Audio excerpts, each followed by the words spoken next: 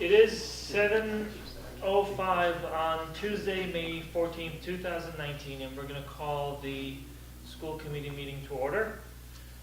We actually have a nice meeting of many celebrations tonight, and it's an off-cycle meeting because we had the town meeting yesterday. So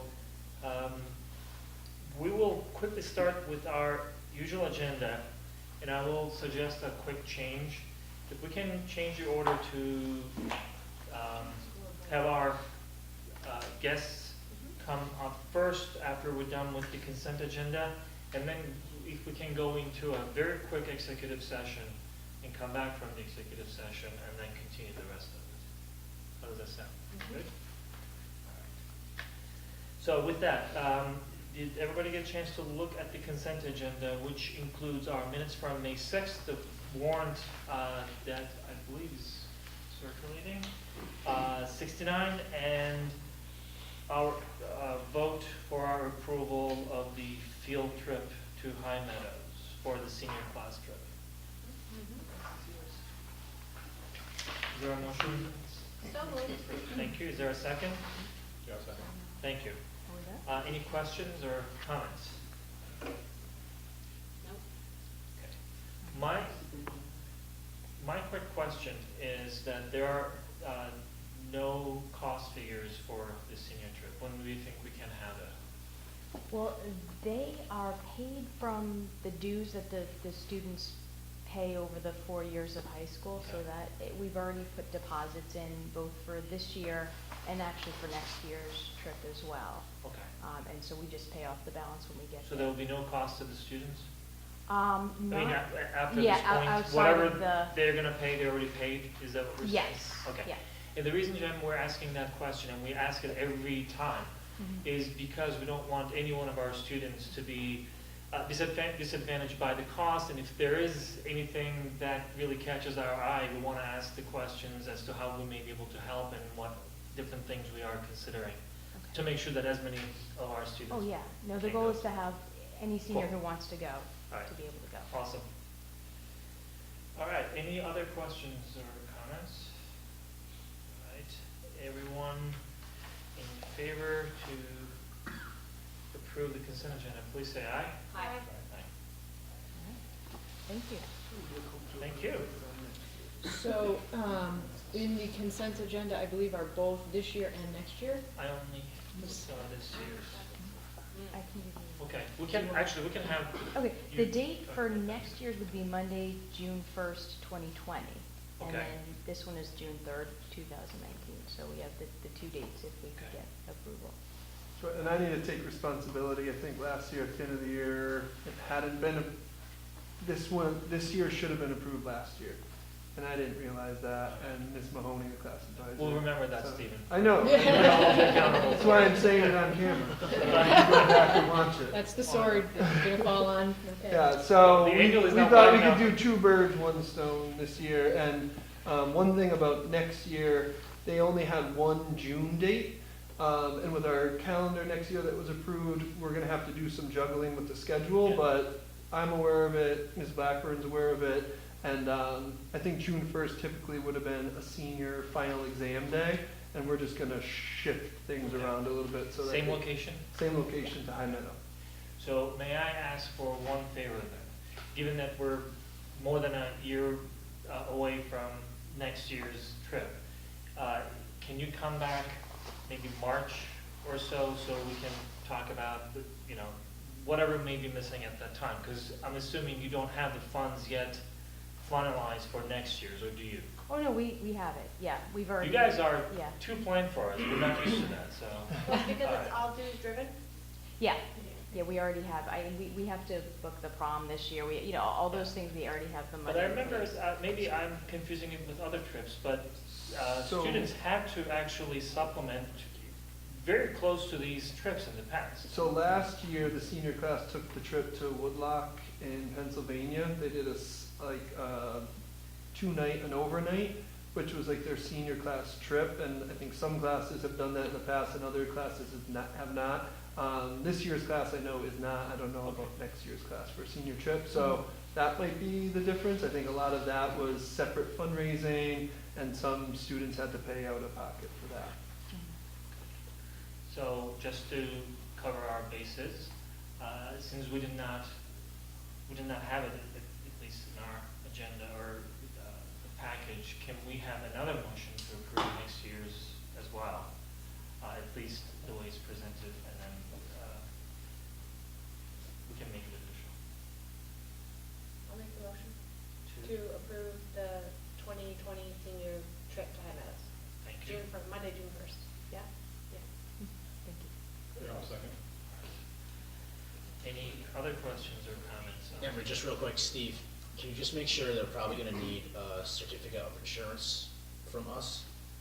Can you just follow up with them to say, because I'll have to request that from the town and send it.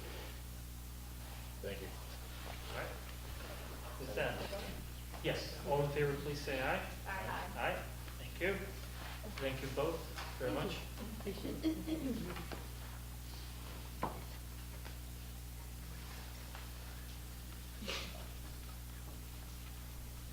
All right, what we're gonna do, we're gonna switch to old business and the scoreboard.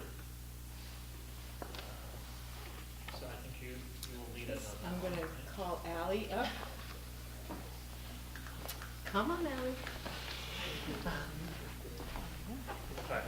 So we have, for those of you, the thousands of viewers of this meeting, we have several visitors today, and these are the volunteers who basically brought in and put up the beautiful scoreboard there that is on our field now. It's a good reason for all of you to come and watch a game, at least one, this year. So we wanted to celebrate and we wanted to thank you, and thank you for those of you who could be here tonight. And I know that Ally and Cheryl have something else to say. So thank you. This project started probably about 2 years ago with a thought, a random thought, and someone just listening and saying like, yeah, we can make it happen. And then this year it became a reality thanks to Adam saying like, yeah, you guys can do this, you can make it happen. So Tammy and I talked one day on the phone, and I said, Tammy, I need your help. What can we do to raise a significant amount of money in a short amount of time to make this happen for the fall? And she said, well, let's talk about a silent auction. So we ran a silent auction. I've never run a silent auction before. We learned a lot about a silent auction. A lot of members of the Fields Committee are the Booster Club members and vice versa. And I remember having conversations with John White too, standing out there watching the baseball games of like, yeah, wouldn't it be nice to have a scoreboard? And then baseball kind of took the back seat a little bit, and we figured, well, who could benefit the quickest from it, and what sports we could maximize that with. And so we went with soccer, with the idea that baseball and softball will be shortly after.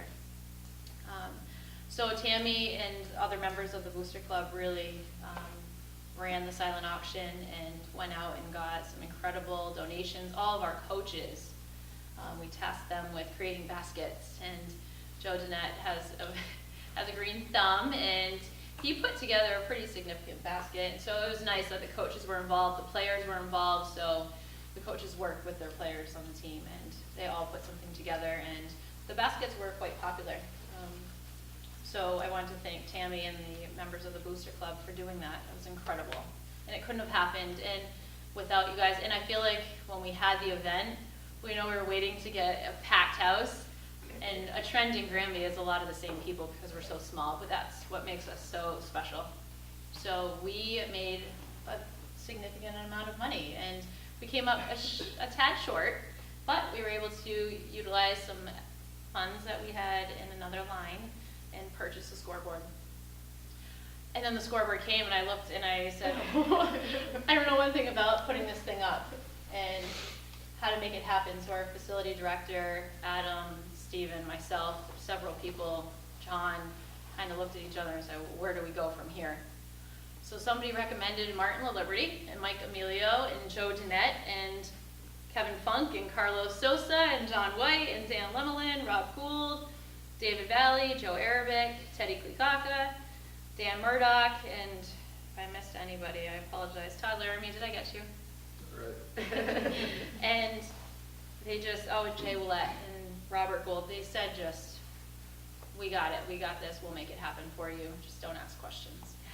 So I said, all right, let's get some permits, and they spearheaded everything, and they did an incredible job. And they were out there, I remember driving back from North Carolina, and Dan, I knew, said to himself, she's gonna want this done by the time she gets back. Yep. And it is true, so true. And multiple texts between Joe and Martin and Mike, and most of the time I didn't know who they were from, but we went with it. And they're just amazing people, and they made it happen. So thank you, everyone that's in attendance for tonight. I know you didn't want to come, but we wanted to really show our appreciation. So we bought a plaque for you to recognize you.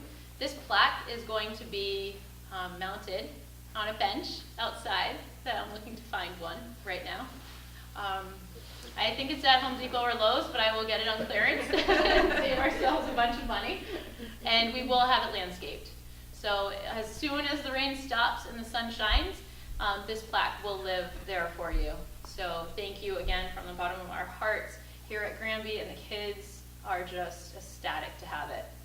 So there's no questioning what the score is anymore at the games. So thank you. And on behalf of the school committee, please accept this heartfelt acknowledgement of your efforts at ensuring our scoreboard project came to reality. As we look out at the field, the new scoreboard stands as another example of how the community of Granby works together to make great things happen for our students. Thank you for taking your time, your energy, and applying your talents to this project. I'm sure our students, families, and staff will be enjoying this scoreboard for many years to come. So I have a letter for everyone who's here, so if you would come up when I call you, that would be great, and stand up here, and I don't know if maybe somebody can snap a picture. And yes, you're not getting out of the picture. We're no pictures, just come on up and we'll do a group hug. Tammy? So are we not group picturing? No, we are. Of course we are. Just checking. We'll just pretend. No, you can just sit down. Joe? Oh, two Joes. Two Joes.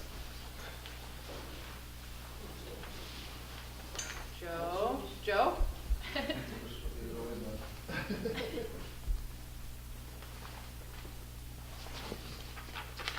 So much.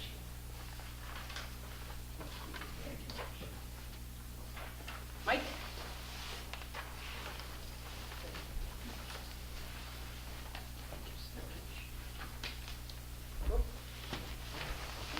Dan? Thank you so much. And Todd?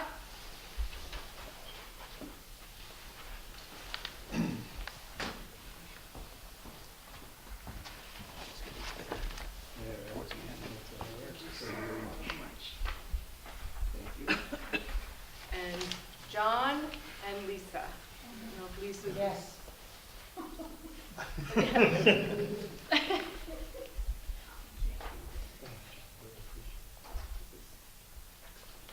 right. So if you're shy about the camera, you can watch this on YouTube later. All right. This is a like legit plaque. So can we do a photo? Are you okay with it? Yeah, Yeah. we're good. All right, right here, everybody. One more for posterity. Okay, good. Thank you. All right, thank you all very much. Capital of Frosty, we love it. Thank you very much. Appreciate it. We get a lot of compliments from other people. Yeah, I know. She's holding on, you know that? Thank you very much. Yes, sir. Thank you. Casey just got into grad school up in. I think Ally's. Do you have the plaque, or where did the plaque end up? ACL, and this is surgery. You want a special picture? Appreciate it, it's very nice, very nice. You agree with that? I'm not gonna say anything. So we're gonna continue our, Nice, yes, but unique. well, once again, thank you all very much. Really appreciate it. We know that it was a lot of time, a lot of investment of time on your part, and that is really the most valuable investment that sometimes are missing in our community. Really appreciate it. And we know that your contributions are not just limited to the scoreboard that we just celebrated. You're always there for the fields, for athletics in Granby.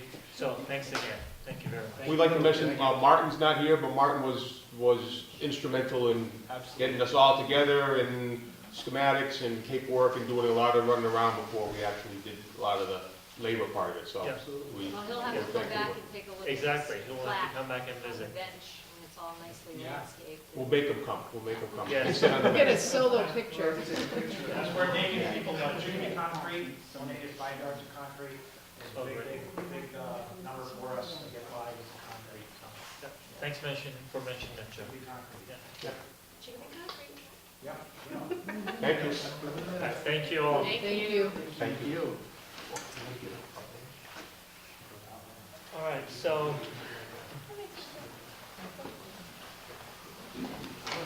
Cheryl, I sent you the pictures I thought you should have. I just got them, yeah. And I took a picture of the plaque. Robin, do you have any visitors comment? I always have a copy. No, I'm You good. don't? Adam said I can't. Not tonight. That's nice. Okay. Bruins are on at 8. 38 minutes till puck drop. We're gonna game cast it. So Adam, if you can be our camera man. Yeah. We're gonna take maybe 5-10 minutes executive session. So for that, may I ask you to do a roll call? Kathy? Ms. Jankowski, Aye. Ms. Bartos, Aye. Mr. Simpson, Aye. Mr. Emery. Aye. All right, well, actually, hold on one sec. I took the roll call, but I did not read the whole thing. Vote to enter into executive session under Massachusetts General Law, Chapter 38, Section 21, Part A3, to discuss strategy with regard to collective bargaining, as doing so in an open session may have a detrimental effect on the bargaining position of the committee. The committee will return to open session following our executive session. It is 7:43, and we are back from our executive session, and we're going to resume our open meeting. So the reason for our executive session and our next segment is related to our superintendent's contract. We just wanted to make sure that the final version of the contract was agreed to by the rest of the school committee members. It has already been reviewed and approved by our attorney. So we are in our open session to announce that we're going to be extending our superintendent's contract. There are a couple of things that I will share in the open session. The first one is that this contract, unlike many other contracts that we had in the past, is for, instead of being for 3 years, it's for 5 years. So the duration of the contract is through June 2024. The agreed upon salary on this contract is $135,252 with conditions and clauses related to potential increases in the remainder of the contract, which is the last 4 years of the contract. I don't think there are any, well, actually, there are no other salary-related changes or any other provisions related to that. There are some minor additions with the allowances, and those are not the monetary allowances, except for maybe one, which is related to professional development-related activities, limited to up to $1,000, so long as those activities, again, are related to professional development and documented. Does that cover everything Mhm. that we talked about? Okay. So, with that formal part of the announcement, we are very happy, Cheryl, that we were able to reach this agreement that we're going to be able to have you in Granby Public Schools for the next 5 years. We really appreciate that everything that already happened in our district, and we're looking for a lot of great things to happen in the coming years. Certainly during this contract period, but even beyond that, hopefully the future school committees will enjoy their time working with you as well as we evolve and the membership changes. So with that, let me just do the formal thing. Bring it to you, and we can maybe sign at least one symbolically, or we can sign all of them if you want. And we needed 3 copies, right? Yes. All right. So there you go. Let's go with this one. Okay. We got it?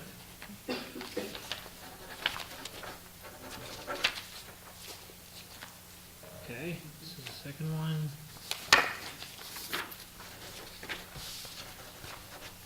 And Feel like an athlete. this is the third one. Yes. We want you to hit many home runs. How about I sign this?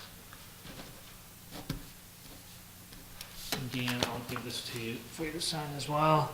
And then we'll sign the rest of them after the meeting. Okay. Well, Thank congratulations. you. Thank you. Thank you very much. Looking forward to working with you a couple more years, and then seeing you in our town for many more years.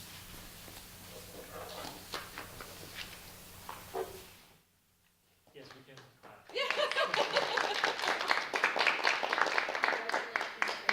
Thank you. I'm very happy to be here and continue the work that we've started together. You know, I think as we talk about goals moving forward, clearly they're influenced by your passion and your commitment to children in Granby, and also the entire community. So I'm very excited to be part of the community as it's shifting into 21st century learning, a beautiful new building, and really pushing curriculum and instruction into where we all would like it to be in terms of innovation and technology and opportunity for all our children. So thank you. Thank you. Thank you. And as you said, our challenges are different. Hopefully they remain different. But these are good challenges to have, to get creative and bring the school district forward in the coming years. Since we had 2 celebrations already, we're going to have one more. Tonight is the last occasion we're going to be officially on this school committee with Deanne. She has been with us for the last 5 years. And since we have our town elections next Monday, after that, we will no longer have the pleasure of having Deanne at our meetings. So just a very quick, very brief note.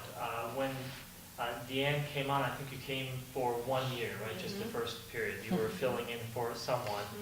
And I probably speak for everyone. We did not know what to expect.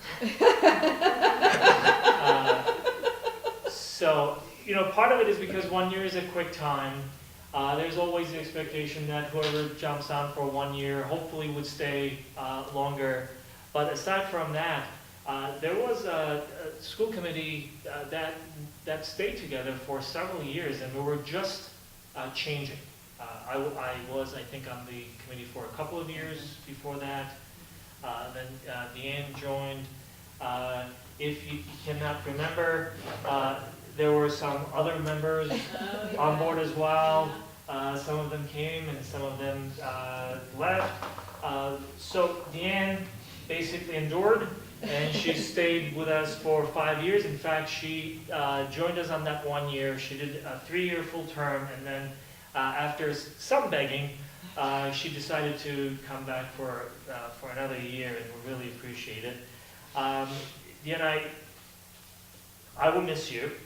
I will miss you because it was really great to have a partner who would object, who would go in the other direction and let me know and let the rest of us know. And I think that's a sign of a good committee, good organization, where everybody can speak their minds. But it was always with the friendliest intentions that we disagreed whenever we did.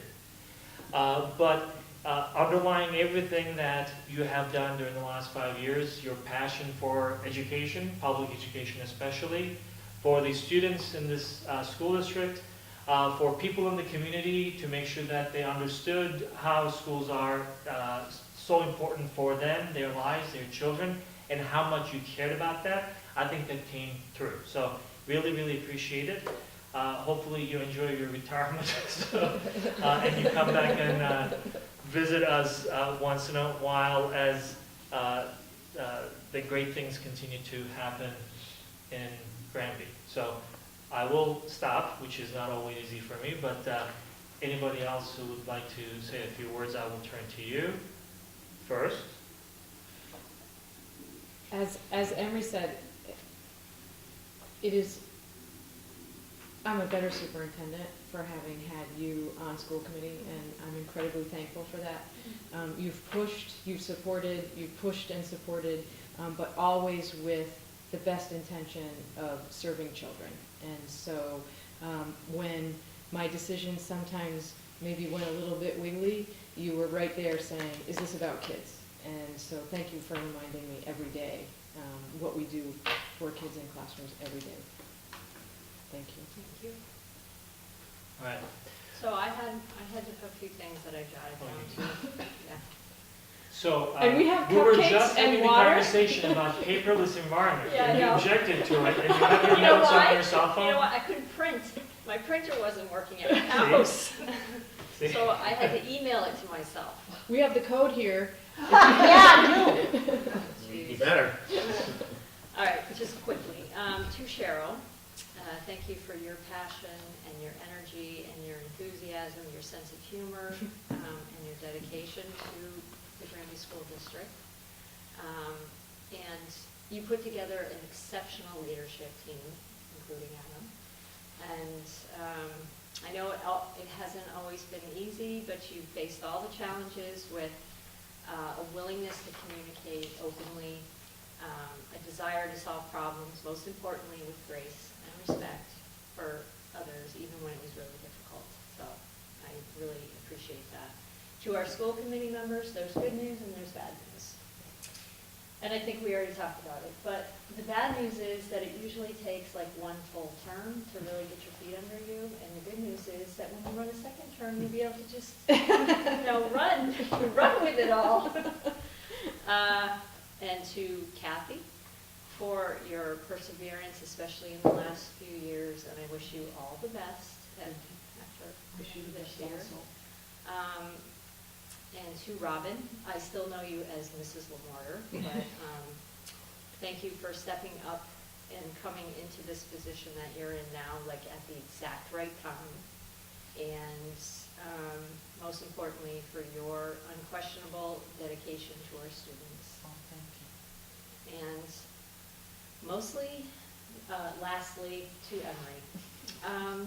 Your tireless commitment and dedication to our district has never gone unnoticed and has always been appreciated, even if I didn't say thank you enough, which I probably didn't. And I can't put into words how much I appreciated our working relationship and our friendship.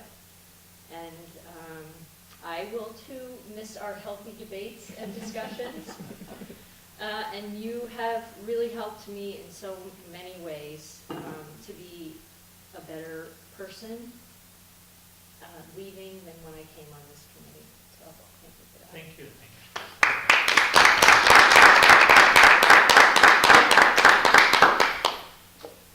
Okay, so I'm just making these things up as we go. So let's just do this.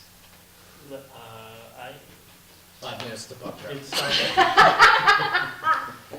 So I'll give this one to you, this one to you, and then I will do this one. We'll do this in front of the camera. So we have a few things to enjoy, but Yes. if we can wait until after our meeting instead There's of gluten pausing for the second time. I eat lots of gluten. Excellent. Because we're not even sure if I did the gluten-free, and I right was like, thing. I don't Yeah, I'm not sure. We're gonna have to We could record. record all the wrong things, we don't know. I have a little something too. Did you have a code? Yes, Adam? I do, so I don't Code? know. No, I'll give that's it the to problem. Cheryl. All right, I mean, it's for everybody. okay. You want to do But that can we after the eat it? meeting? Can we drink it? I'll have Cheryl open it. Okay. 5 minutes to find out. So this is, I believe, from 2 years ago? Yes, Picture? because your daughter. Yeah. Yes. And we have Marie, we have Jen, and we only have Mike. And then we come to today, Aw, we have yeah. everybody. Uh-huh. So That's really nice. I will start with this one. This is actually Cheryl's great idea, and That is a great I'm idea. basically, So I didn't have the Taking double-sided it over. tape, so I might have to take So- it back and I might stick it. This is actually, I'm wearing the same shirt. Are you really? No, you're not. Are you I'm not? wearing the same shirt. You can't leave. This is Yeah. like, what is that, This is Groundhog really Day nice. Yeah. movie? Yeah. you Thank you. should find that that's your school committee meeting. Yes, this is, So I'm thinking that this is for future school committee yes, and meetings? workshops. Yeah. All right. Something Excellent. for The everybody. candy jar is now full. And there's sugar, I mean, there's there's all sugar. But All chocolate, chocolate, and then there's non-chocolate for. like- Smarties. Now we can meet every week. Yeah. That's good. There's not that much chocolate in there. Nah, not too much of that. No, nothing to Thank you, do with Deanna. that. Thank you very much. Yes, thank you. Thank you.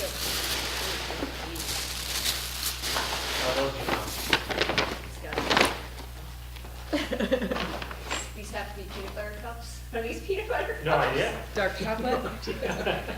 Yes. Thank you very much. I might eat I'm not gonna share these. No, Away. sure, you're not expected to. We're not expecting you to.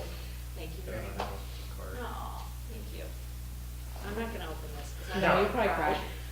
Yeah, we'll do it after. Okay. All right, with that, we're gonna continue and make your work a little more. We're gonna move back to our new business to discuss student, parent, and community surveys. Yes, so in your folders, I put several surveys that we have been using over the past few years.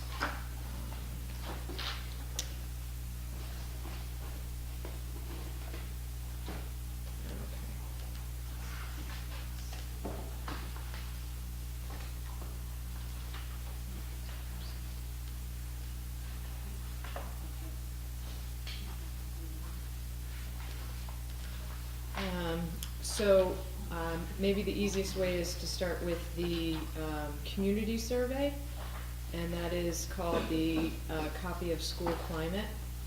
And so this is a form that is sent to all parents.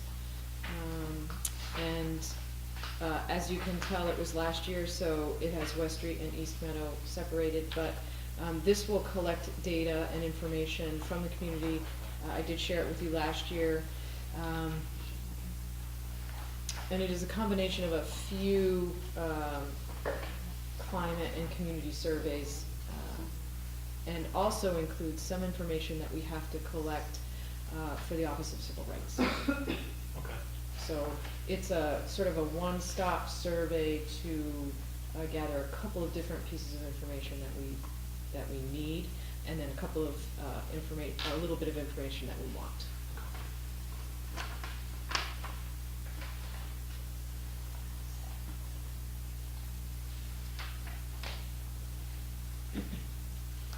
I didn't open it, but I assume that the other things with the same name were the same Yeah, so as documents? people are opening them, it makes a copy, and then it, Okay, so good thing I didn't open it? I assumed that it was the same thing. It's okay. I only see one. Well, in different formats. One of them is in that purple thing in front of it. Oh, you don't see it? I don't have a PDF, school climate survey, no.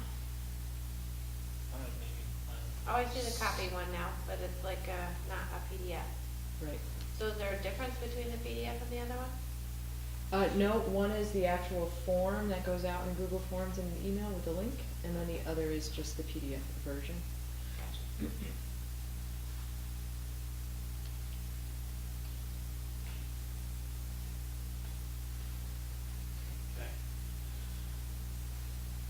And then the other survey that we use is the model staff feedback. That's, if you wanted to look at the PDF, it's at the bottom. This is feedback for the leadership, and it is given to both schools. For the leadership or Yeah. from? It's for staff to give feedback to the leadership, Okay. building principals.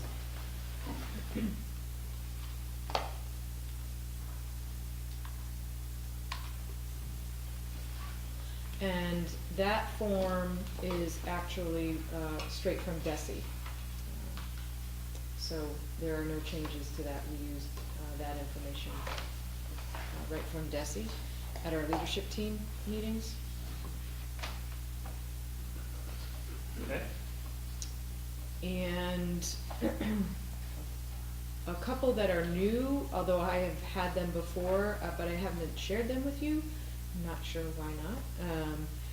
They are the leadership survey, and that is my participation in the superintendent induction program. This is feedback for me on my leadership. And then the other is the, I neglected to rename it. It's called 7EPYP 5, that's my code. But that survey is how the leadership team is feeling about working together. So you had asked at the last meeting, how do we measure the development of the leadership team? How are we measuring the leadership of the superintendent? So those are two reports that I receive and could continue conceivably to implement with both the leadership team for our work together, but also their feedback to me as superintendent. And how often do you, is this like a end of the school year kind of thing? It's or usually March. March? Yeah. And it was a pretty tumultuous first year with leadership. There was many, many changes, so the data was a little inconsistent.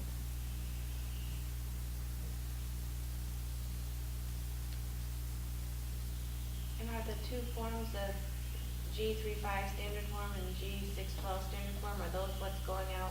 So those are the DESI forms that we intend to use with students for the first time this year. Okay. So we will now have survey information from parents and guardians, people with children in the district.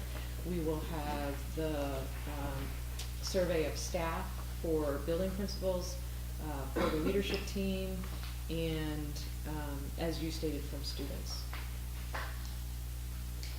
And the ones that the students take, will they take it in class, or are they doing it online? They'll do it or- online. Yeah, so we'll convert that the same way that the staff take the leadership form, which is, I just convert it from the DESI form right into a Google form, and then we send it out to students. Is it a requirement that they complete the survey? It's not a requirement, no. At this point, it's the first year that we've done it, so it'll be interesting to see what kind of feedback we get and Yeah, numbers that's of why I was participants. wondering, because, you know, it's very easy to just, I do it all the time, I get surveys from insurance companies, like, and it's like, Right. you know, I don't have time to do it right now, Mhm. and this is really valuable. Mhm. So that's why I was wondering if it would make sense to hand them a hard copy at the beginning of a class or end of a class to. Yep, so the problem then becomes, how do you collate? Oh, yeah, that's You true. know, I mean, we could go to the, like, old school bubble-in sheets, you know, Yeah. so, I'll work with both of the principals. My intention was to have it done during a class period. I know up here at the high school, they have some advisory periods, that might be an opportunity, so, Yes, because I know completing surveys historically, it's low.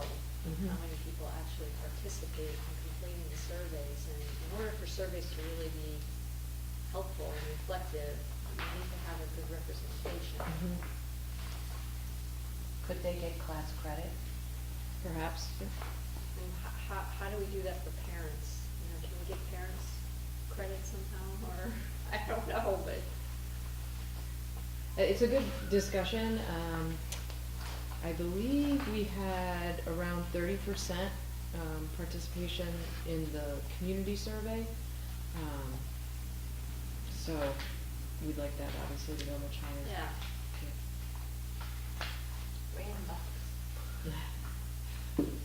Yeah, I mean, it's anonymous, right? It is anonymous, yep.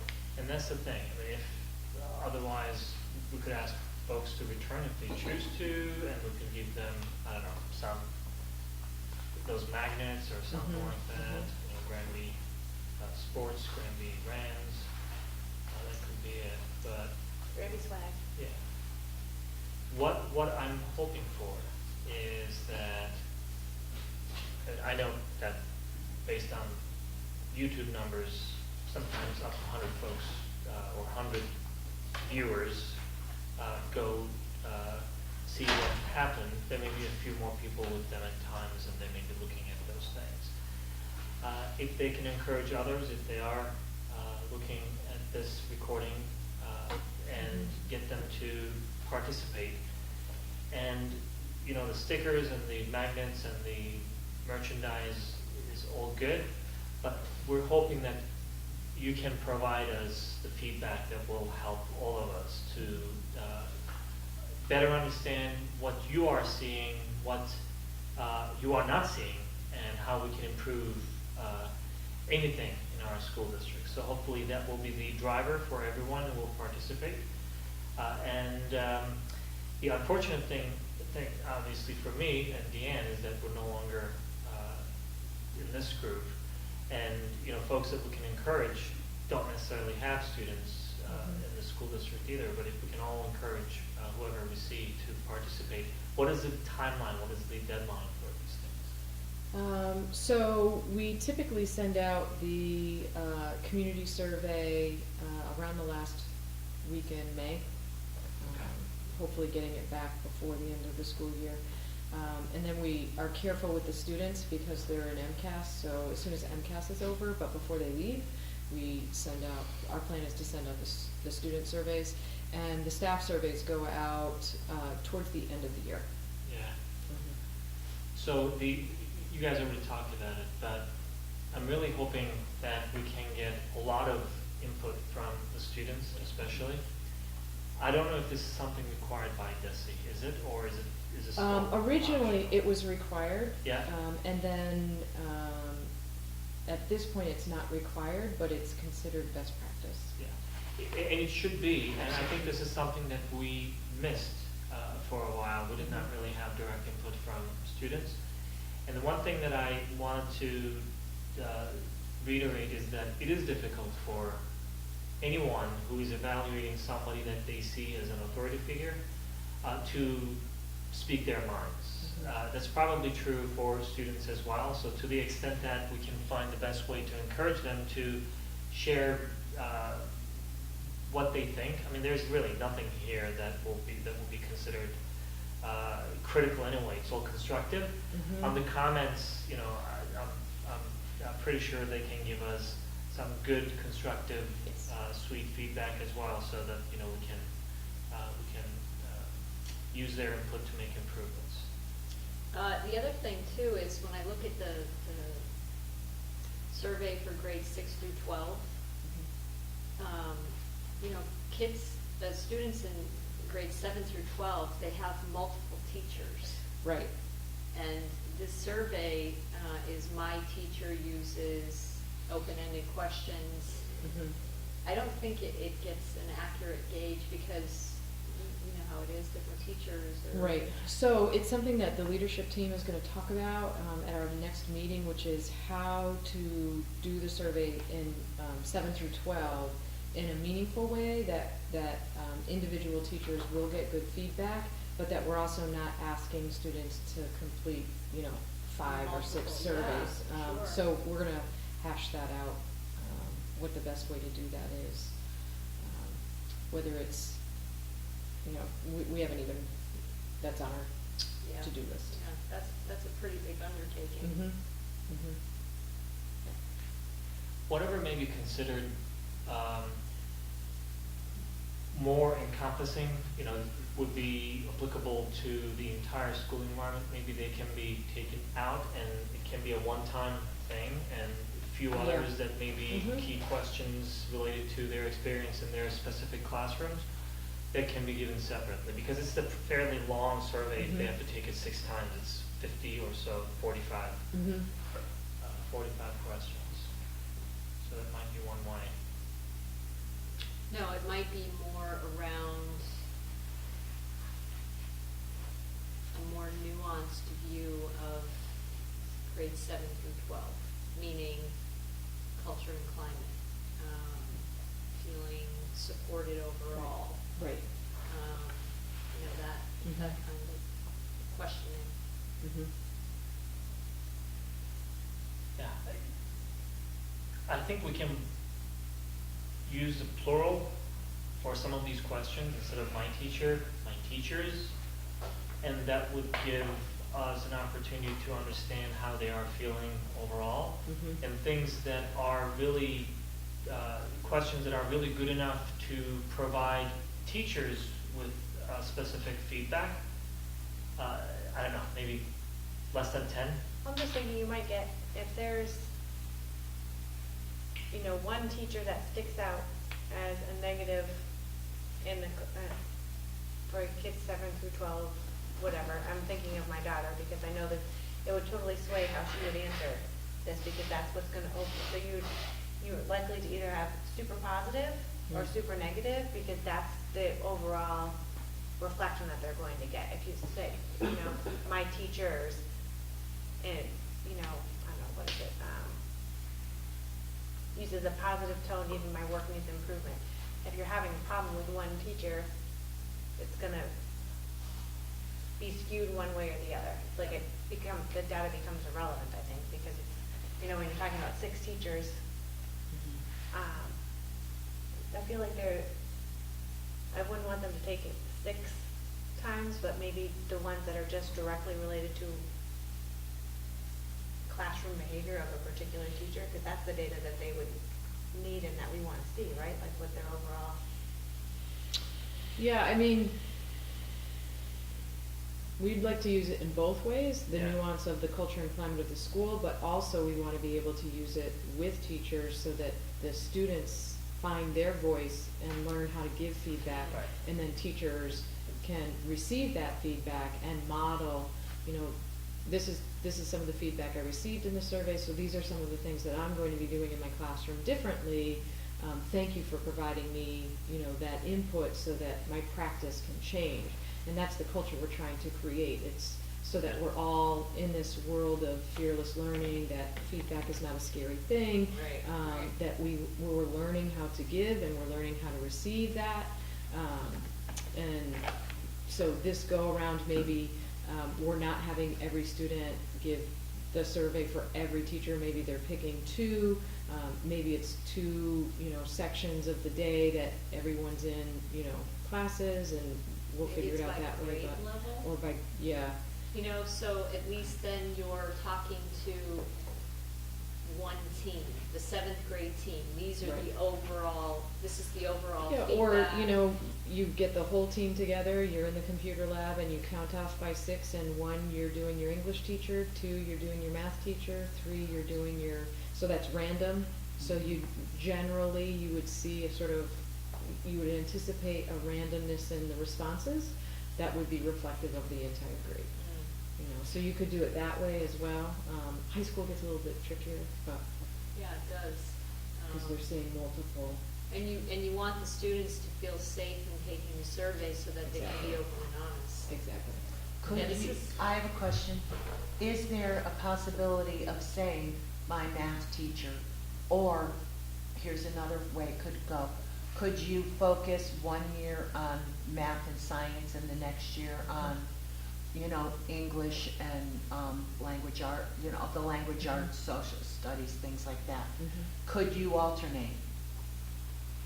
But then new data's not, over time, you're not really comparing apples to apples at that point. You're not necessarily up to date. Yeah.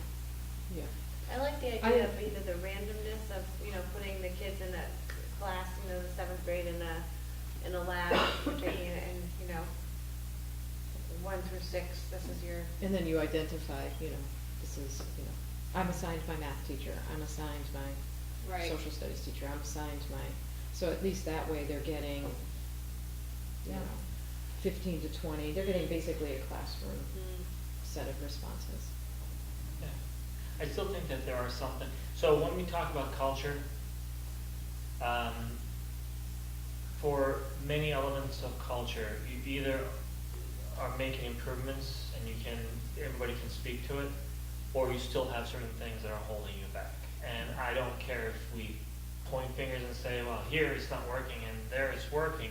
Overall, we're not there yet, so we have room for improvement, right? So thinking from that perspective, and I'm not suggesting that that's the only way of looking at it, something like my teacher demonstrates that mistakes are a part of learning. If this was more generic that says, in this school, mistakes are part of our learning, I would be happy with however they, you know, out of these 4 options they select. Or there was something else like,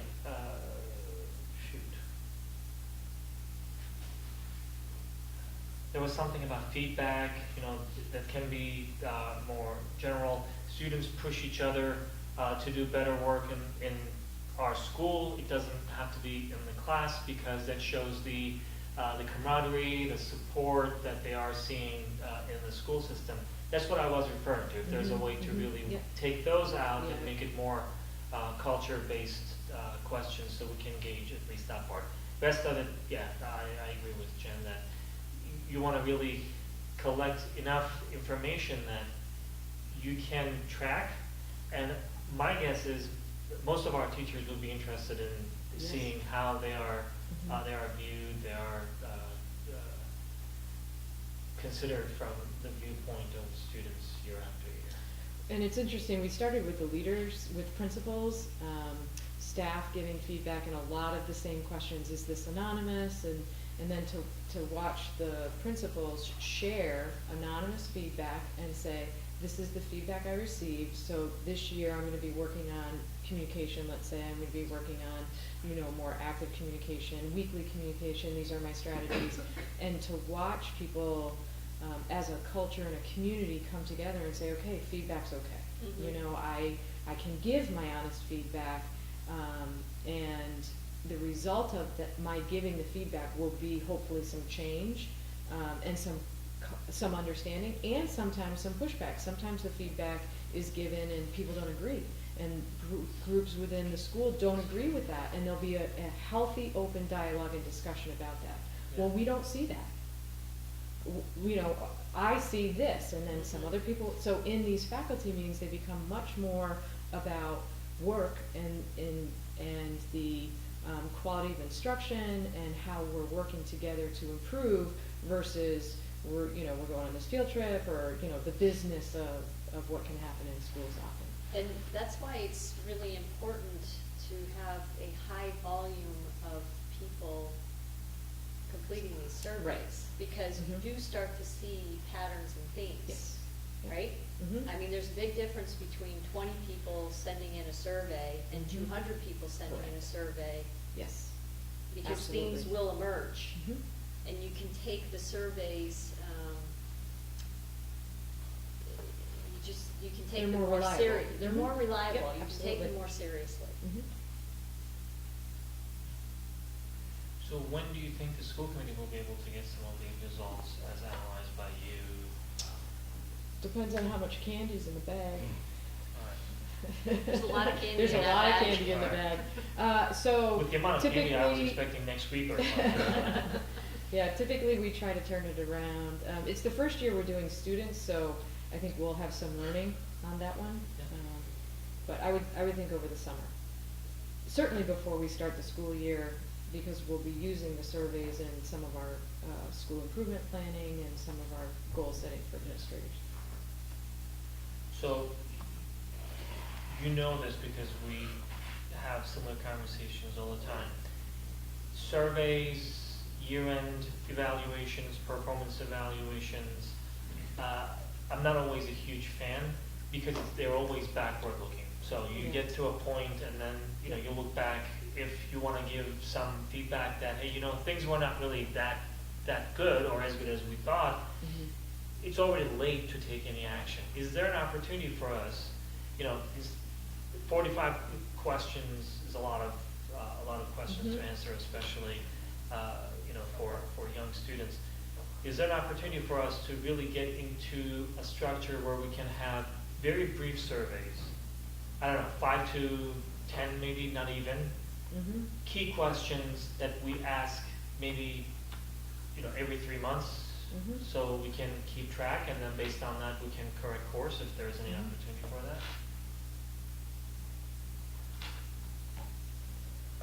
And again, this is another thing that we talked about, that there's a traditional structure out there, that surveys are done at the end of something.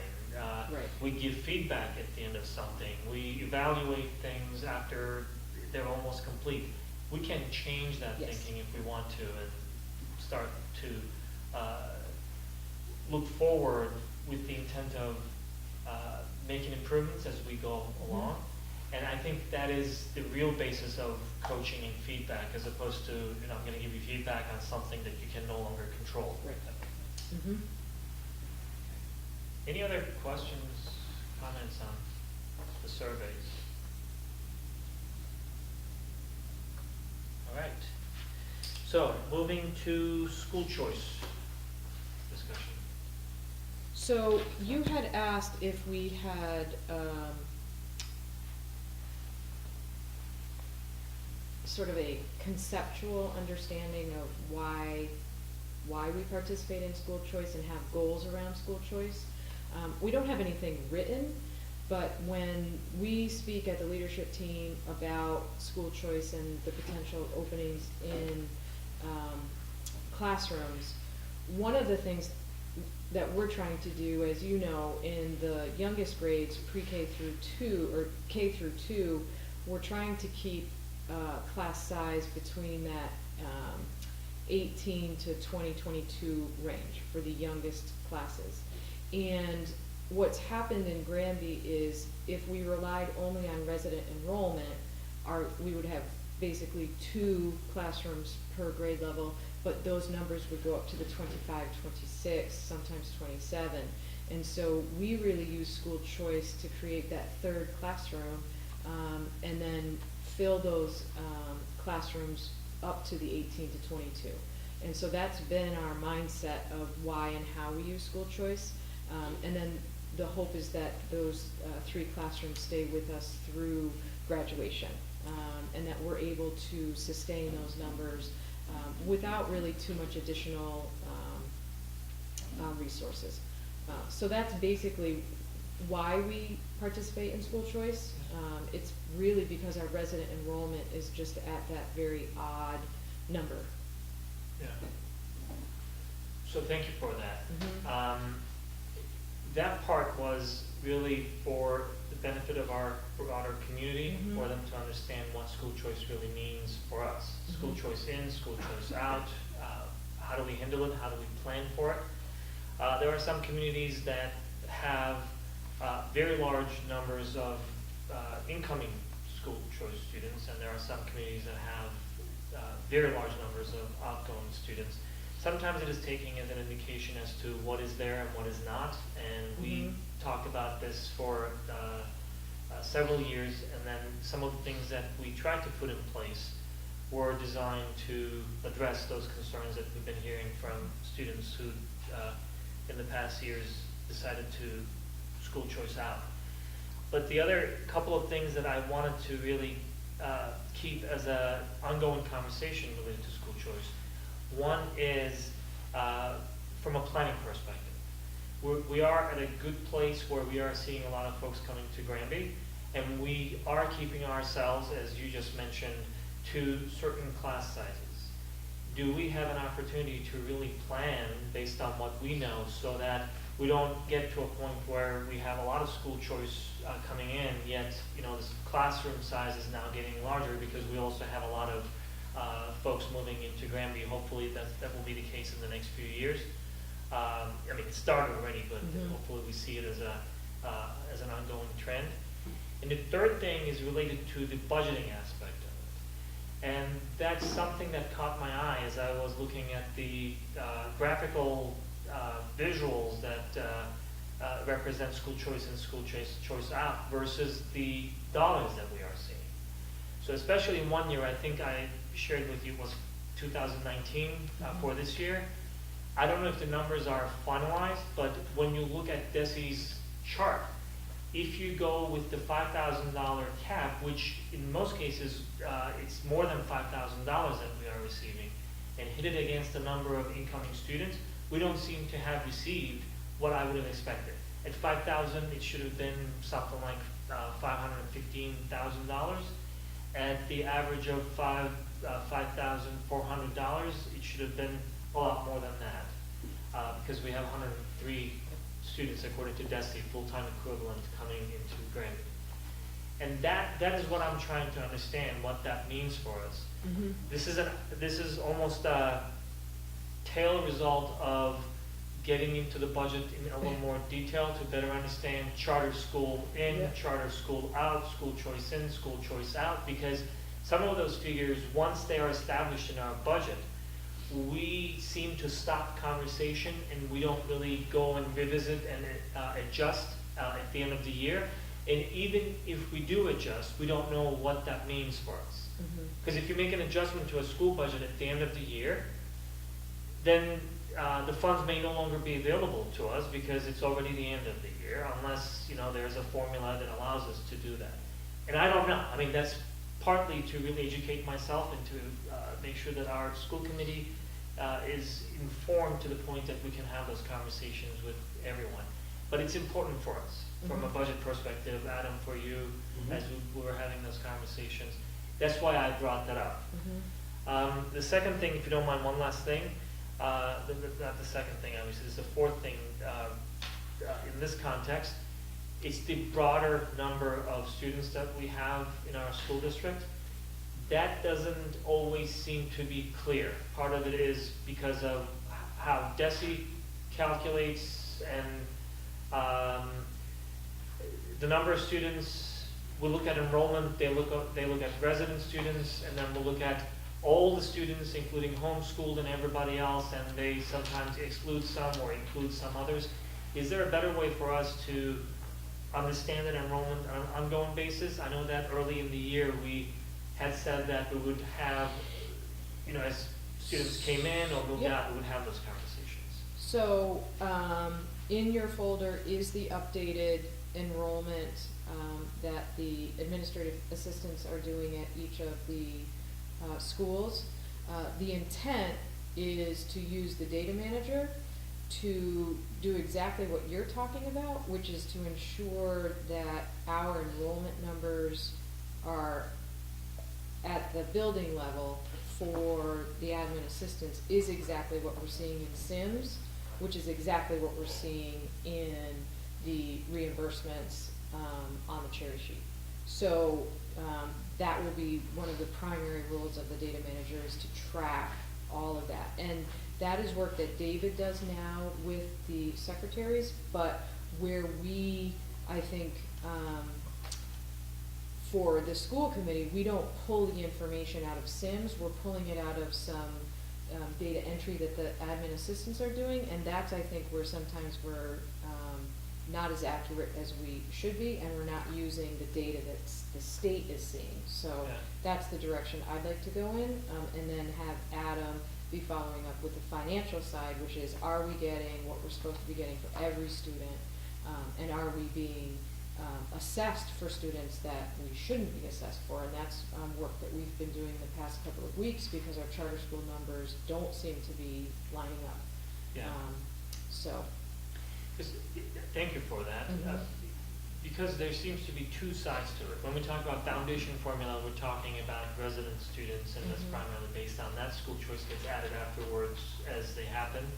One is looking at the previous year. One, I believe, and correct me if this is wrong, is based on the current year's school choice numbers, right? Because as you receive them, you also receive the Yes. the $5,000+ dollars that come along with them. That's the budget side.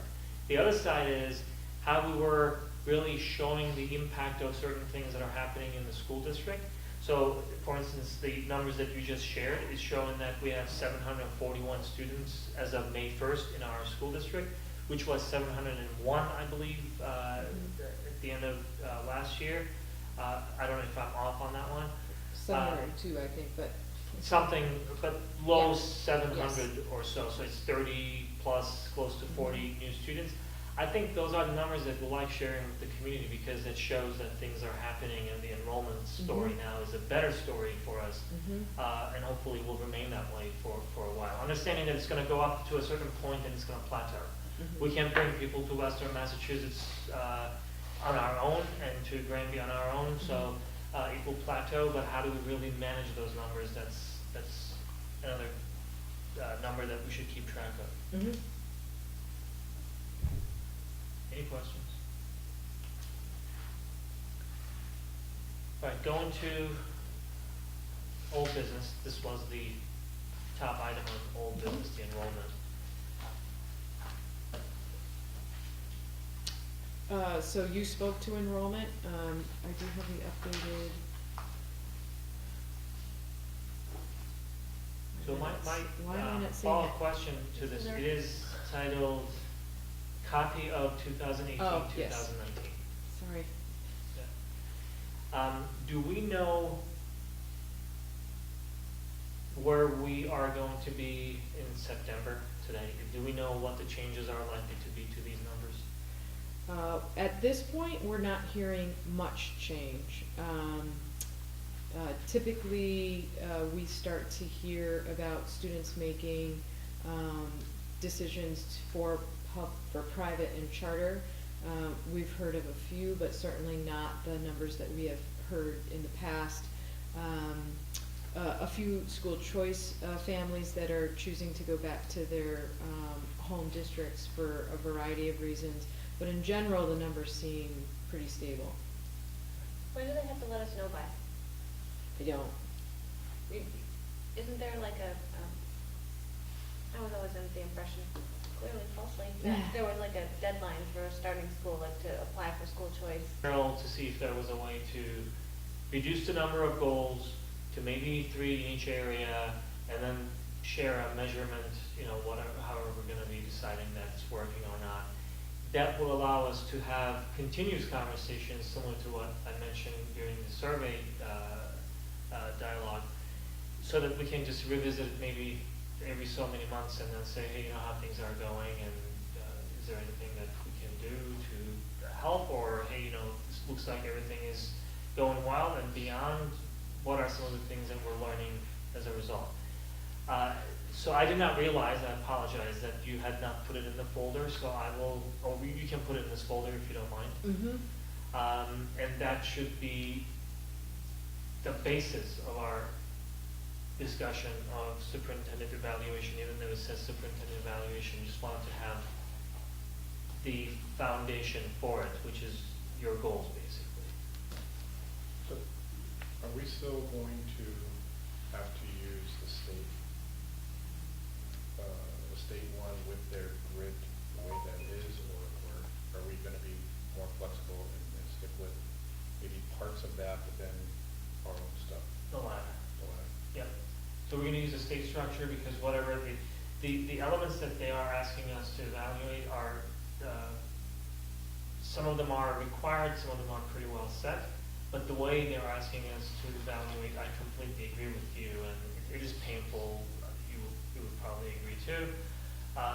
It's an understatement. Yeah, we can make it a lot simpler and still share our thoughts and evaluation, but not necessarily using the same metrics, same grid, with all those words that sometimes don't even mean anything for our purposes. So the elements themselves are kind of set by the state that we have to abide by. That's my understanding, right, Cheryl? Yes, they're aligned to the standards of, of superintendent. So, like, teachers have a whole set of standards and indicators, administrators, principals, assistant principals, pupil services, and then the superintendent has a rubric, basically, that meets the standards. And you're saying. Yeah. Well, I don't know, I mean, some of No, it made a lot of sense to me. yeah. But then parts of it were like, Mm-hmm. this doesn't really help Yeah. what we're trying to do, I think. Yeah, it looks like they created something that they hoped would meet everybody's expectations and it That's does. what I know. Yeah. Is there anything else that you wanted to add? Are we good with that? I'm gonna move it into the folder, and then is the expectation that people would provide some feedback to it, and then we can maybe finalize it? Let's For finalize June it 3rd? next time, and that Mhm. should be also the point in time where we start the evaluation process. Sure. And because we have some time till June, without a complete promise, I will put something in our folder for our next meeting that may reflect a hybrid of, the elements, and here's our, the freestyle evaluation of the superintendent. And then for the following one, we can follow the same process. Everybody does it independently, and then I collect it, and then I put it together. Here's the challenge. We're gonna have 2 new members, and they will not know much about what they should be evaluating you on. So let's just give that some thought. You will still have the quorums evaluation, but it may not be the most robust version that you will receive. Well, that's how it is. That's, yeah, that's the system. Over. I mean, I'm not saying robust because it's not gonna be good feedback. It's not gonna include 5 members, it's gonna include 3 members who've been with you last year. Mm-hmm. And if I may, what I put into the folder, I worked only on the goals. I didn't work on the evidence piece at all. So I revised goals based on our discussion, so Mhm. feedback there would be great. So my last bit of outgoing feedback on that is simplifying it even further. Especially the evidence part. You can just put a Yeah. few things that can be measured. So you can say, you know what, this is what we are looking at, to be able to say we're making progress. I think that would make it easier. Okay.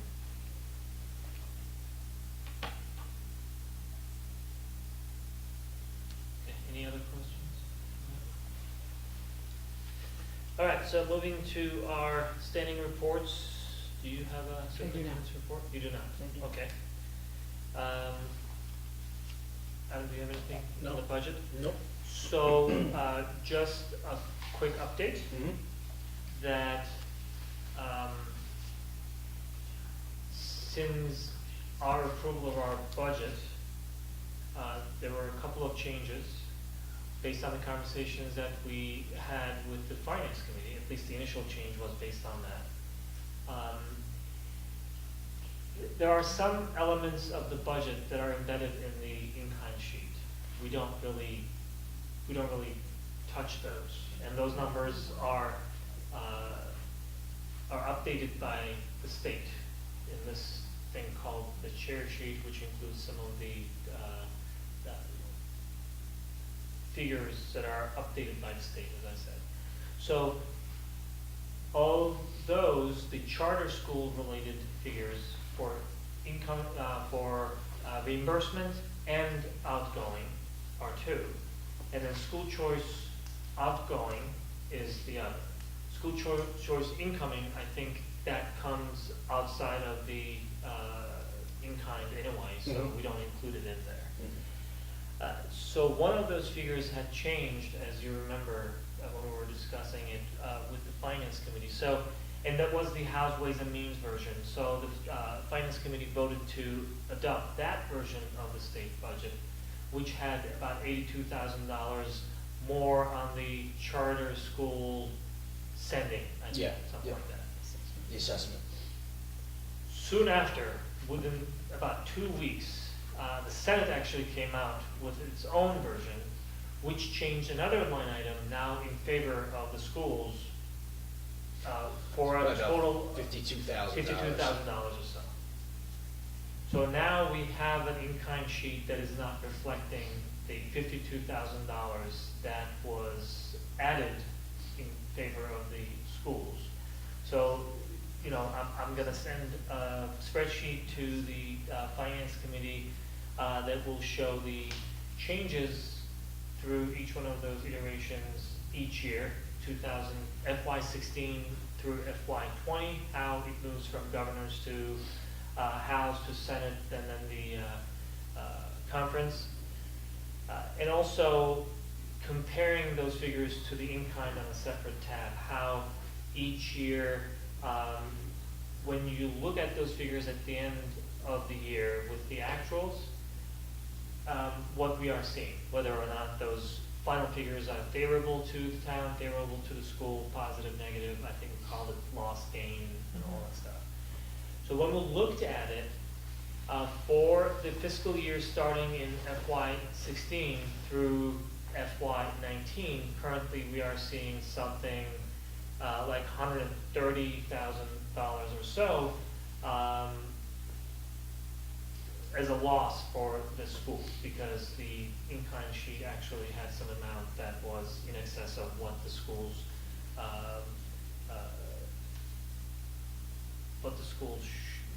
should have received. Should have been assessed or Should have been assessed. Yes.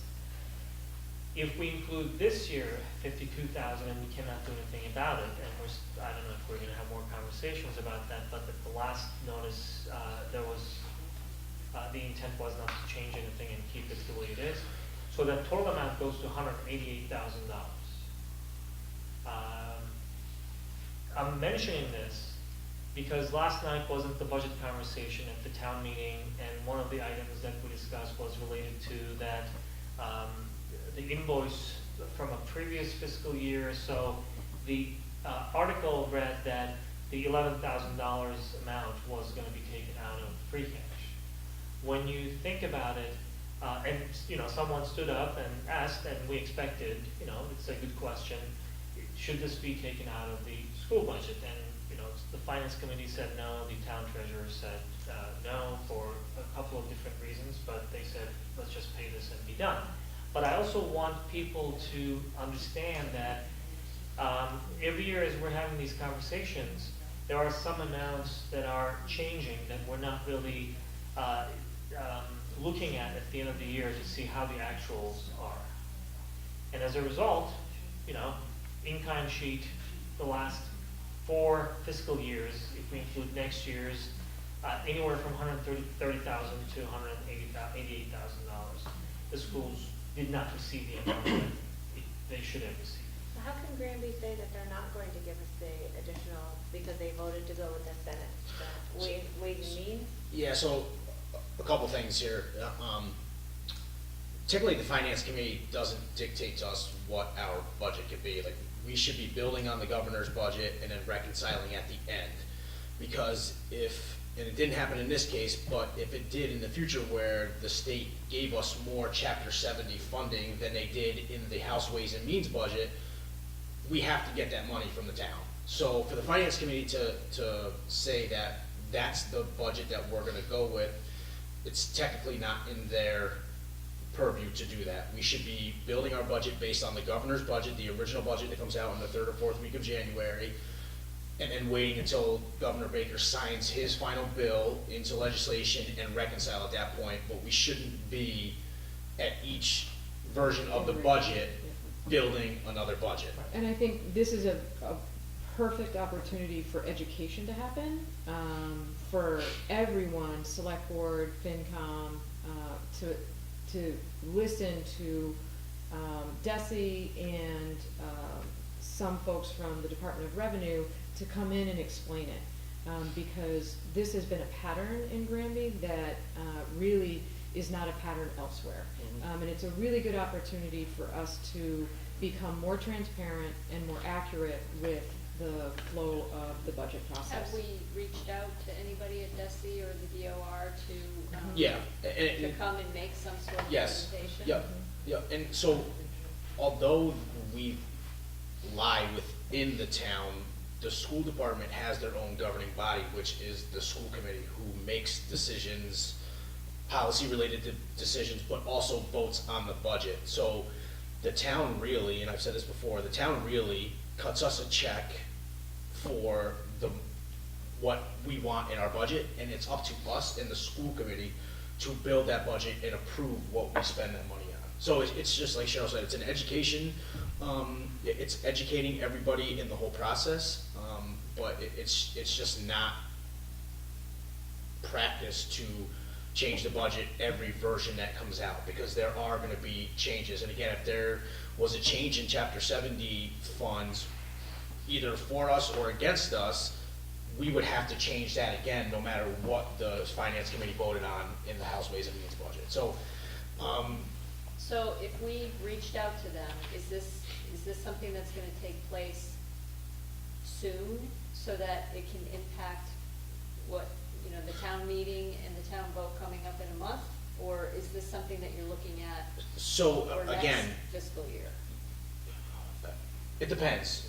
What typically happens, at least in other jobs that I've been in, and what should happen is we vote, whatever budget we have as of this June 3rd special meeting is our budget for FY20 until Governor Baker signs his final bill, and then we would reconcile the budget to town numbers, anything else. So there's really only two budgets that we should be going with, is our original budget and then the final budget that Governor Baker signs into legislation for FY20. And which would come after that town meeting, but there's a reconciliation process between us and the town that And would we have do to take that, we place. actually vote for the updated. Right, policy. exactly, Exactly. exactly. Typically, the experience in the past has been that those updates were based on the Chapter 70 changes. Mhm. Because between governors and the later iterations, there is an increase, or there was an increase in the last so many years, and we had to, because net school spending is net school spending, so Mhm. we have to adjust to that. This one, I agree with you, Cheryl, that it is an education for us, because to their credit, I watched the Finance Committee meeting, and I briefly mentioned it last time. They had a very good conversation, but part of it is, some of these things are not really as clear. You know, which one do we adjust to? Now that, you know, right before we sent the town our budget, or the Finance Committee approved budget, is it now our job to make all the updates because we have these numbers in front of us? Also, there was a little bit of conflict, I think, there as they were discussing. Our Chapter 70 reflected House that we shared with them, Mhm. but the in-kind did not include the changes. Mhm. So what they were saying, either we go back to the governor, or we stick with the version that the schools gave to us as far as Chapter 70, in which case then we need to reflect the changes to cherry sheet as well. Mhm. And that was really working $82,000 or something to Yeah. that effect against schools, Mhm. and they included in the in-kind sheet. It was a very good and fairly clear conversation with different opinions, not everybody necessarily from the beginning saying the same thing, but, you know, trying to understand what those figures are and how they should adjust. The learning for all of us, including the school committee and everybody else involved in the process, is how that reconciliation should happen when the changes are made to the in-kind sheet. And I'm not sure that that's something that we've done well in the past, because we did not necessarily go back at the end of the year and look at the actuals. Mhm. Which I believe was in large part due to, we didn't have the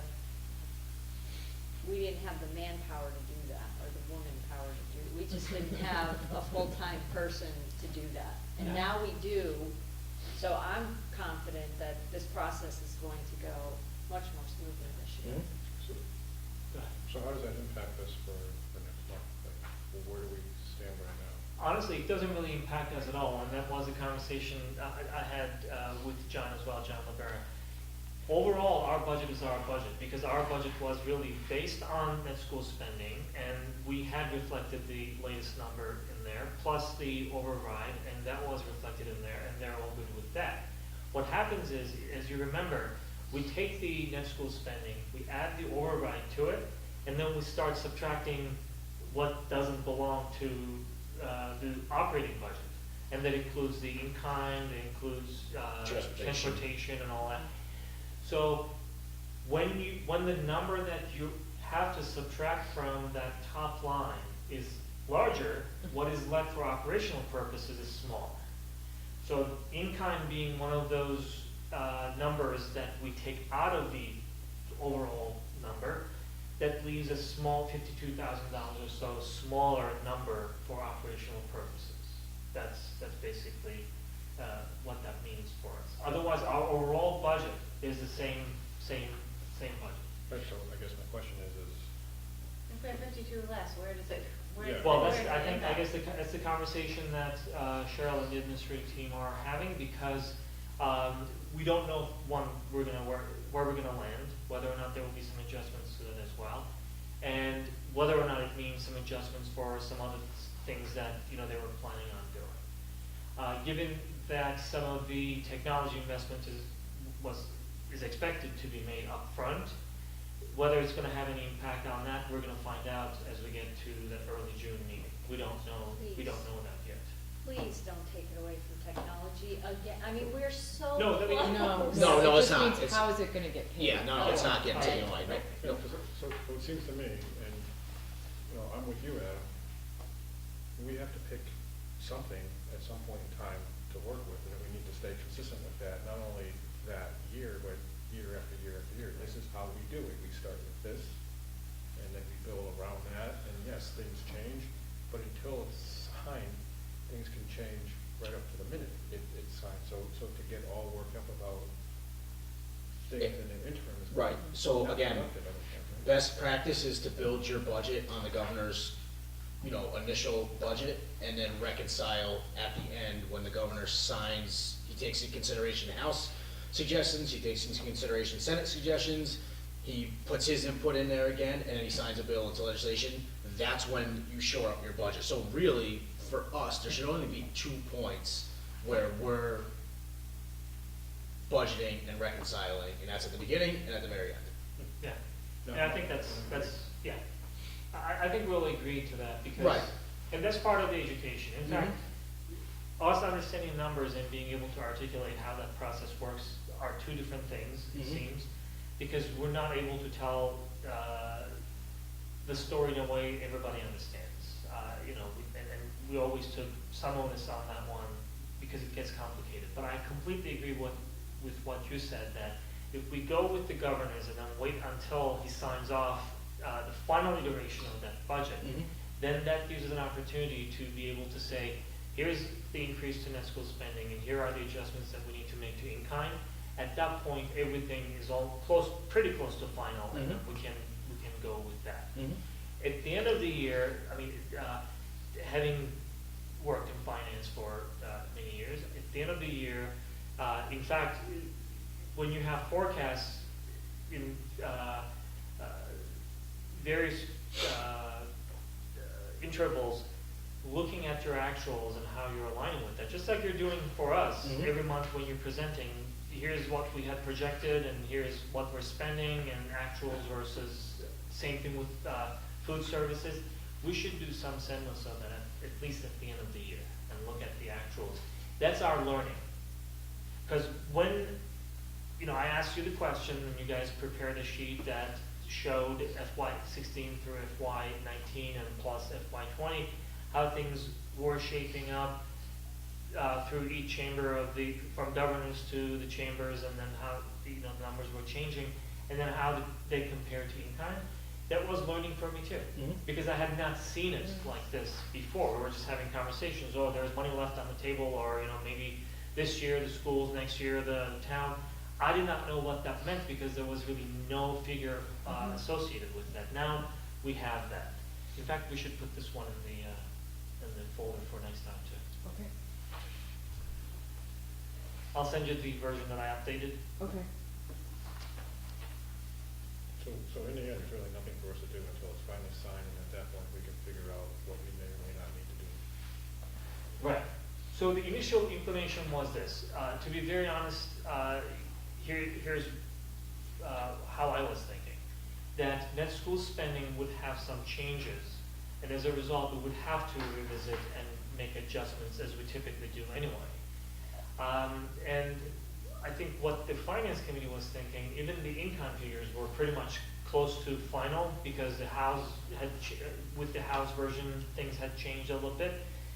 So with that confidence, I think they just said, okay, this is probably a good place for us to make adjustments, and then we can go forward with that. I don't know that anybody expected a substantial change to the charter tuition reimbursement, which went from 32,000, which went from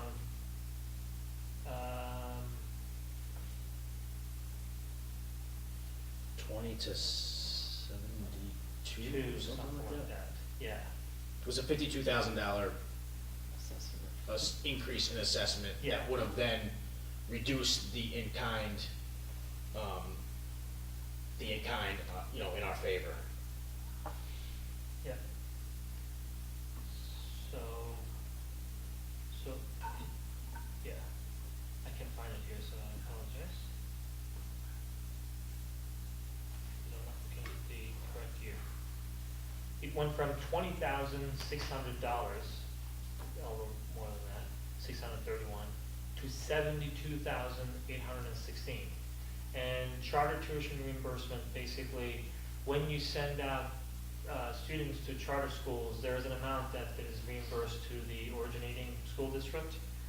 And they assess it based on how many years the students have been away from this district. So it's almost a depreciation factor, so they reduce that amount and they recalculate based on the new number of students who decide to go to charter schools. They somewhat messed up that number because it was 15,000, they moved it to 20, and then suddenly, boom, they moved to 72,000 plus, almost $73,000. And that's it, that's our 52,000 plus difference. Does that work in our favor? It's not, because this is working in our favor, but the in-kind was changed with the with the change to the sending side of it. So there was an assessment against the school district, and that went up by $82,000 at that time, and the adjustment was made by that amount to the in-kind. So there's still a 30,000 give or take difference. Well, there is, but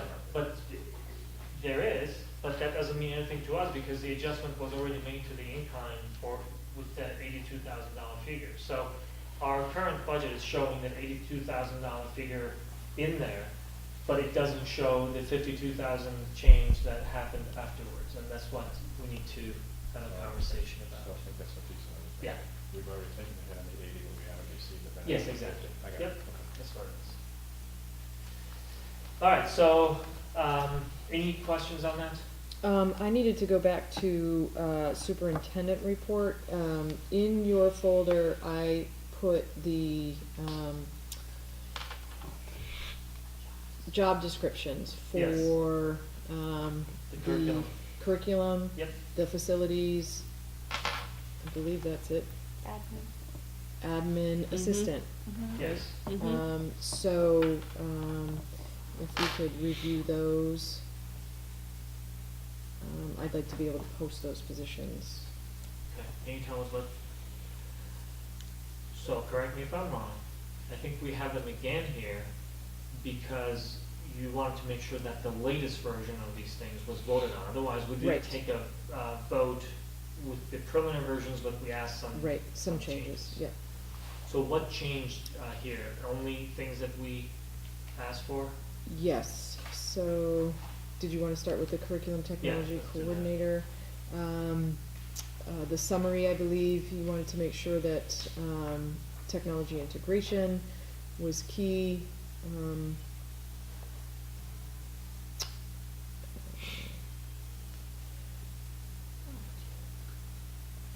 Let me just, support all aspects of district instructional and curricular integration of technology. Just making sure that that was foremost. The technology number 6, oversee classroom implementation, the district's vision, and then provide support implementing digital literacy standards in curriculum units and lessons.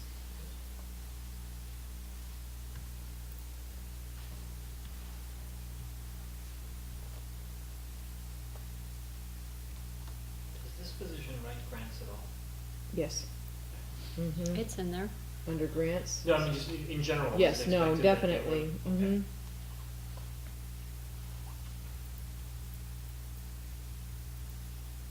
And that's partly my cynical side, that job descriptions tend to have everything, you know. Sometimes you see the new college graduate with 10-year experience type of thing. You Yeah. know, it's just, they just throw everything in there, so I just want to make sure that this is aligning with what we expect, so, Yeah. yeah. I'm actually very happy about that grant section, by the way.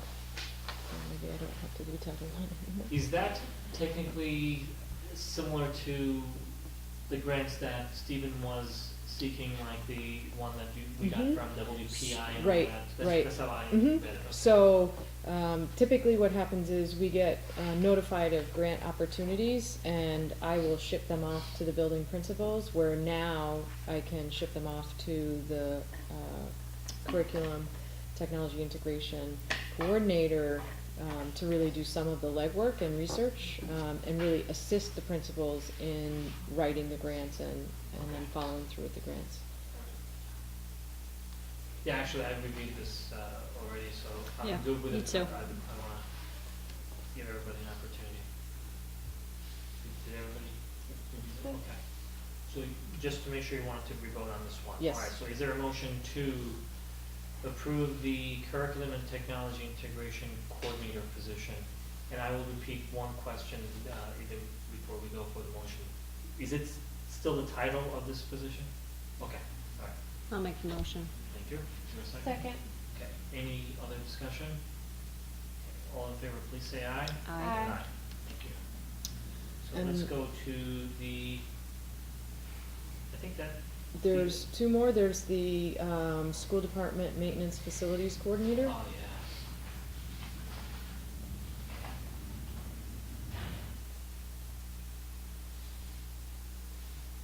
So this one, I read the other one as well, but this one, can you tell us what I think you mentioned that there's a slight change to the description?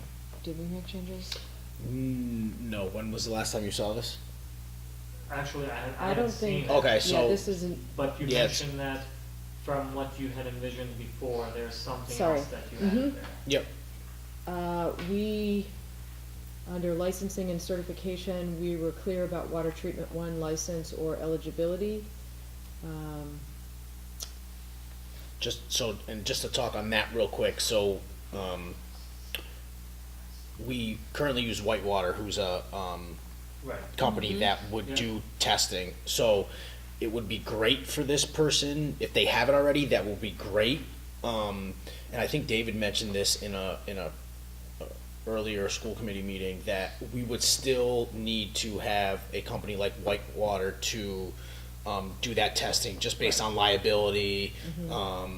So it would be great if this person has it. If they don't, then we would have Whitewater to. So Adam, let me see if I remember this correctly. I think Mhm. there were 2 pieces to that process. One is collecting the sample. Mhm. The other one is testing. Mhm.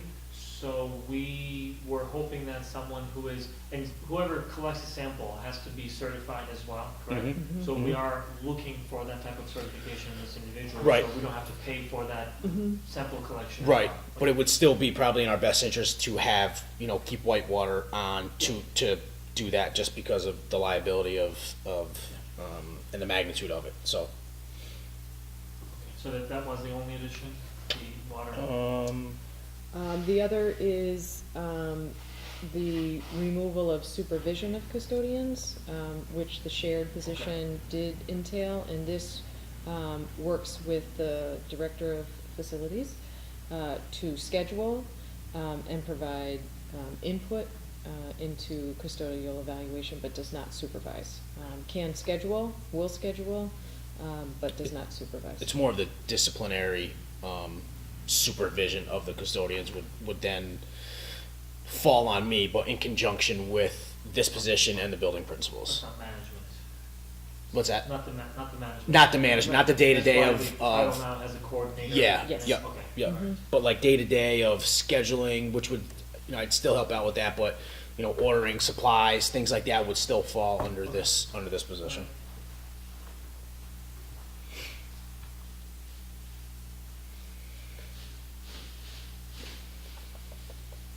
We ready for the motion? I feel like there was Yes, something please. else. I'll make the motion to approve the job description for school department maintenance facilities coordinator. You have a Second. Thank you. Any other discussion? All in favor, please say aye. Aye. Thank you. For me, this admin Did you want to discuss the other one today as well? Yes. The admin? Okay. Yes. doesn't open for me. It doesn't open for you? It's okay. There were just a few small changes. That is Assist the- reflected here or on top of what we're looking? That is here, Okay. that is different than what the job description that had been approved in 2005.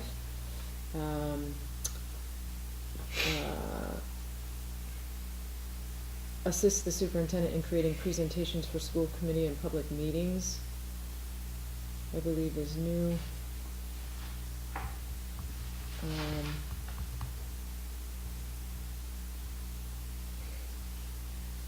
Next time I'm gonna keep my changes. We added Google Docs to number 9. Okay, yeah. So is there a technology component to this? That was the technology component, efficient use of appropriate technology and software, including but not Oh, limited that's to the one. computers, Okay. integrated copier, Microsoft Office, Google Docs. Okay. Mhm.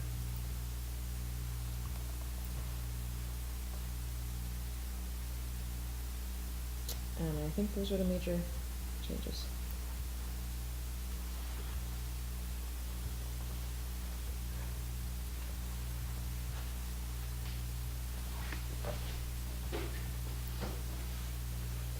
We ready for the motion on that one? Yes, we are.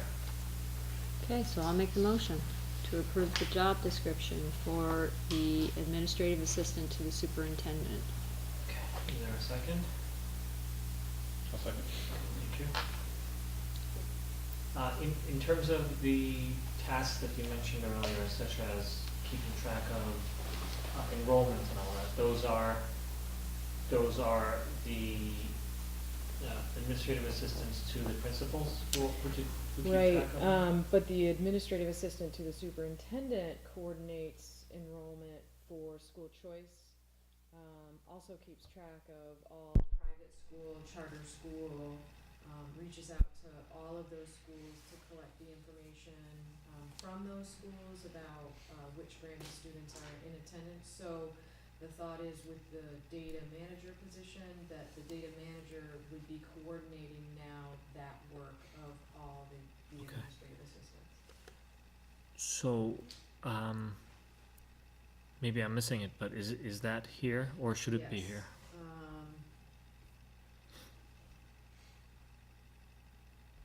It is, coordinates school choice application. Right. And collects and records attendance information. Oh no, that's the wrong one. So school choice I saw, but overall, if you're expecting that there will be some assistance in collecting and verifying the numbers? Yep. Isn't there the whole other duties as needed or assigned or something? Yeah, I mean, does like, everything Yes, have these to are be in tasks there? that may be assigned by the superintendent. but I think There's a lot of data work that I'm assuming goes into that, so I just don't know if it should be included. Otherwise, I'm good. Yes, it can be the last one.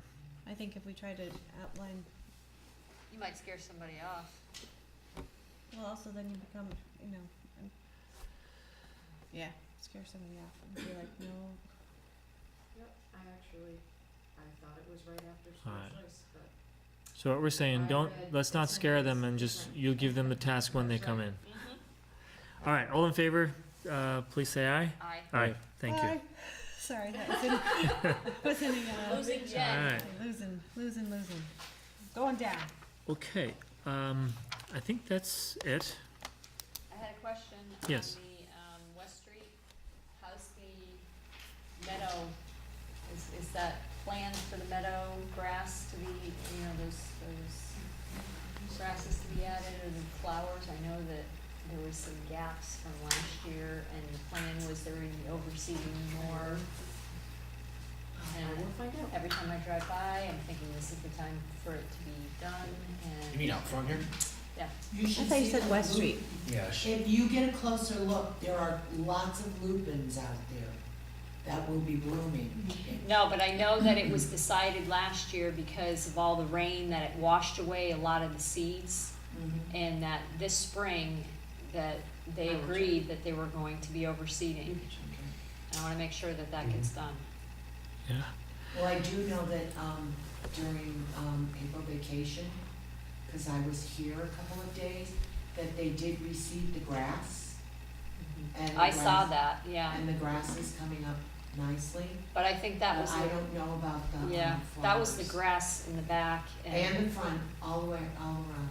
but it didn't look to me like, I've been walking around with my dog, and it didn't look to me like that had been taken care of. I could be wrong, I hope I'm You're wrong. talking the meadow.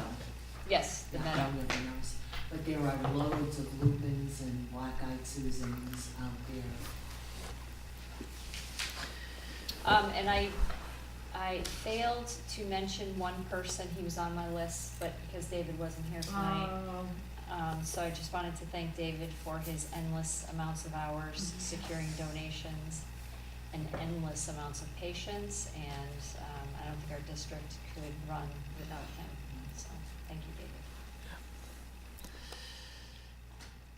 David. Two requests for next time that I don't remember anymore, so I'm gonna have to. Shoot, I'm getting old. It's getting late. I will send you some notes on that. These are things that we've been talking about, but I just didn't want to. One is related to our warranty come almost to its end. How do we make sure that we reconvene that group for the school? You know, especially we were going to check with them their forecast on electricity. So if we can do that, that would be great. Warranty for. So there are two things. Let me just clarify. There are two possibilities. One is that, you know, the forecast is the forecast, and, you know, they had a number and we're experimenting, and this year we're finding out that there are some differences. Two could be they come back and they say, oh no, we actually stand by the forecast, and let's just check, maybe there is something that is causing some of the variation that you are seeing.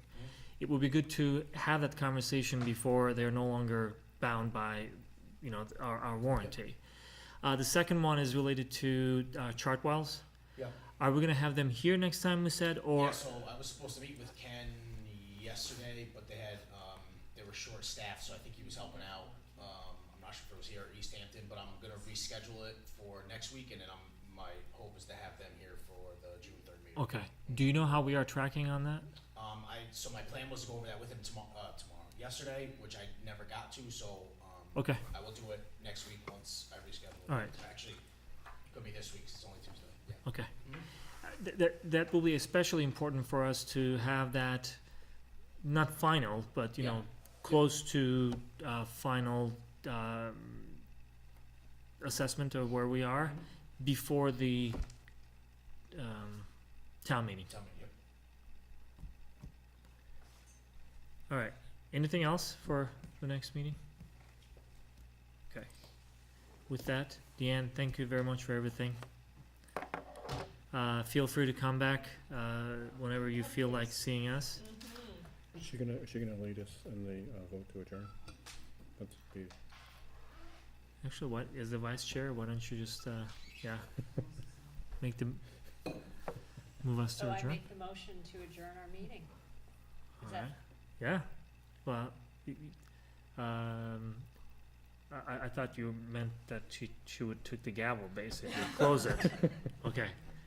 Alright, so we have a motion, is there a second to adjourn? Second. Alright, all in favor, please say aye. Aye. Aye, and good night.